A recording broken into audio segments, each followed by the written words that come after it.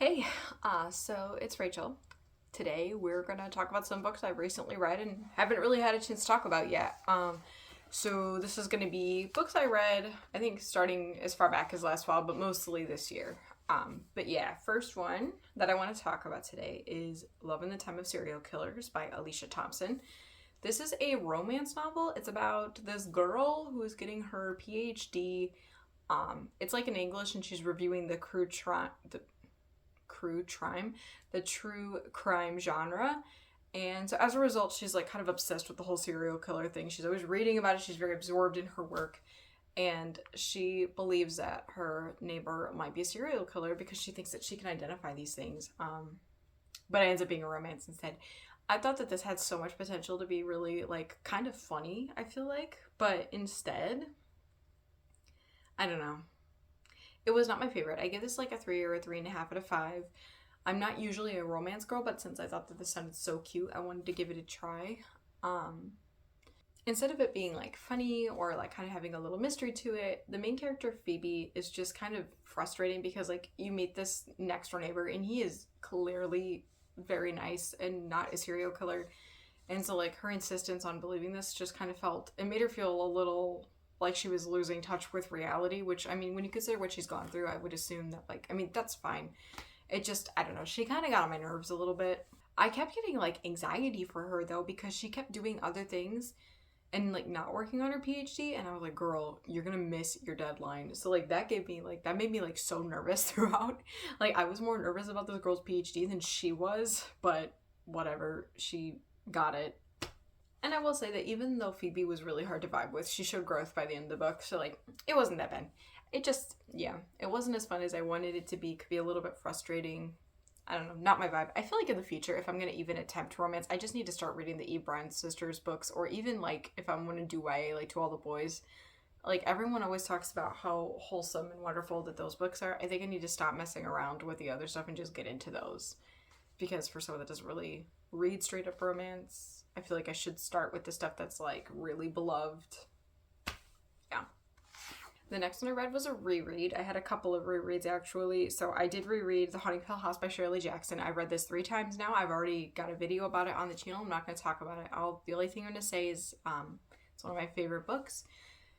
I've noticed different details in it every single time I read it. Like, it is insane. It's like every single sentence that Shirley Jackson wrote has a purpose. So, I don't know. I just really love that book. I teach that book, so it's pretty cool. The next one was also a reread for me. I reread Long Way Down by Jason Reynolds, and I'm not talking about this one yet. I think the first time I rated it, I gave it 4. This time I just bumped it up to 5. This is a really strong YA book. It's told in verse. It's about our main character, Will, and his brother at the onset of the book is shot and killed. And so, according to his neighborhood's rules, he needs to find the killer and kill the killer himself. And most of the book is taking place on his elevator ride down from his floor to the bottom for him to like actually do this, to actually kill the guy. And you get to see like these different ghosts of people that he's lost that are coming back to kind of talk to him beforehand. It's really good. The poetry is amazing. I think his writing style is wonderful.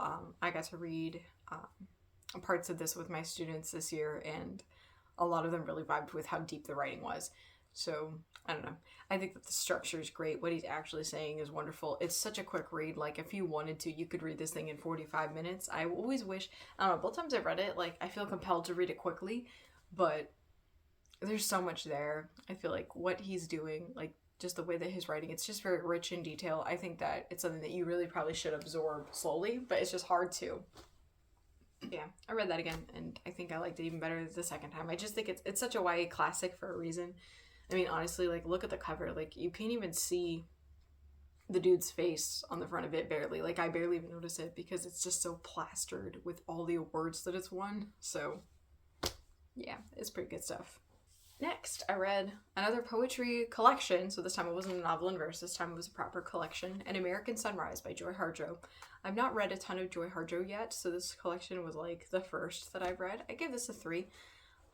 There was definitely some moments that I really, really loved and really stuck with me. But for the most part, it was just kind of like, it was a nice collection. just, I just don't have a whole lot else to say about it. Like, I don't know. I don't know if her style is 100% for me, although it's definitely high quality writing. I could see why she was Poet Laureate of the United States for a few years. And what this collection is really about is about her going back to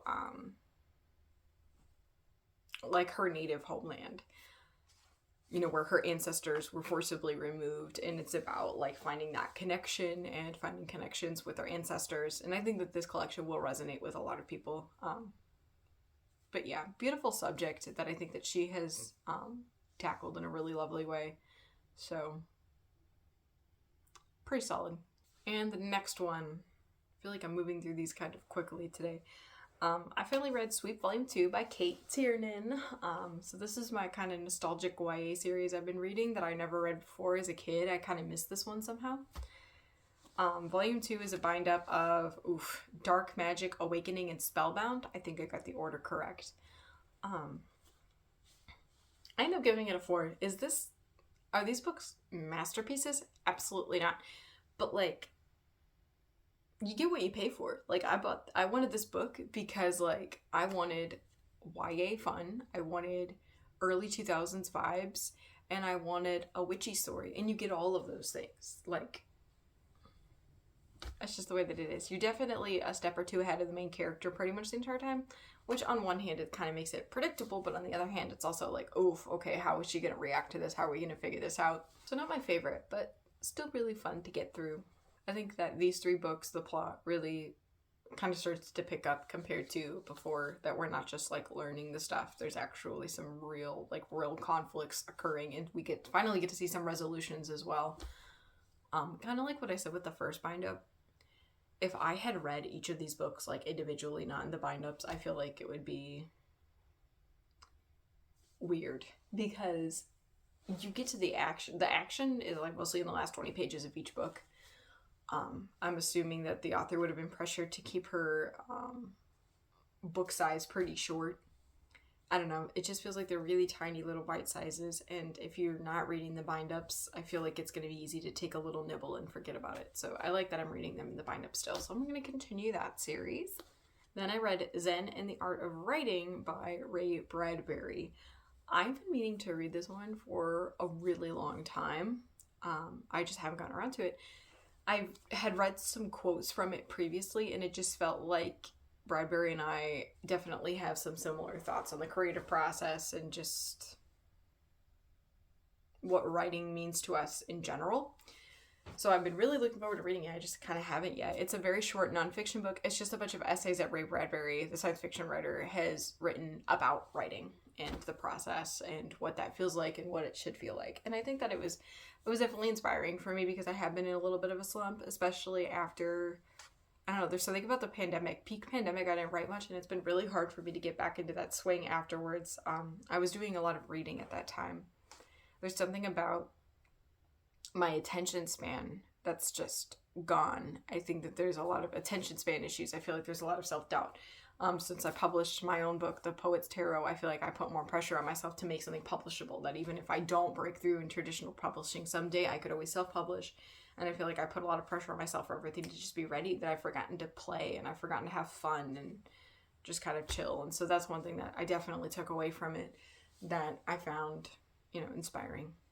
I think that he and I, one thing that we have in common is that like we agree that once we're in that flow, it should feel, and it used to feel for me, almost kind of effortless. Like you sit there and you just have this idea that you want to get out of your head so badly that it just flows right out. And I'm having a hard time finding that again. But like I said, definitely more inspired to kind of figure that out now that I've read this. So I thought it was pretty good. I gave it like a 4 out of 5. I didn't really care for the little poetry section he had at the end. A lot of it's kind of cutesy and it rhymes, and it's just, I don't know, it's not really what I would go for, but it's not bad.